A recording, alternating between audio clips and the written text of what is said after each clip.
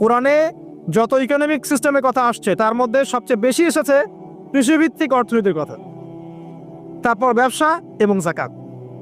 অতএব তারা ঠিকই বলেছেন, দেশের যারা ইকোনমিক সেকশনে গবেষণা করছেন তারা ঠিক কথাই বলেছেন যে কৃষিভিত্তিক অর্থনীতি হচ্ছে আমাদের অর্থনৈতিক মন্দা দূর করার অন্যতম উপায়। ঠিক বলেছেন, আমি একমত।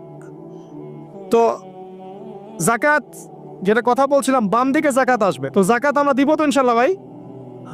যাদের শোনেন, বাংলাদেশে এমন অনেক শিল্পপতি আছে যাদের একজনের যাকাতের টাকা দিয়ে একটা গ্রাম চলতে পারে। আর যাকাতের টাকা কিন্তু শুধু এক বছরে আসবে না, প্রতি বছরেই ঘুরে ঘুরে আসবে। মনে করেন যে আপনাদের এলাকার মধ্যে অনেক বিত্তশালী আছেন, আমি দোয়া করি মন থেকে আল্লাহ পাক বিত্তশালীদের অন্তরটাকে নরম করে দিক এবং ওসমান রাদিয়াল্লাহু আনহুর মতো দানশীল করে দিক। আমরা দোয়া করি, আমরা কারো খারাপ চাবো, সবার জন্য হেদায়েতের দোয়া করব।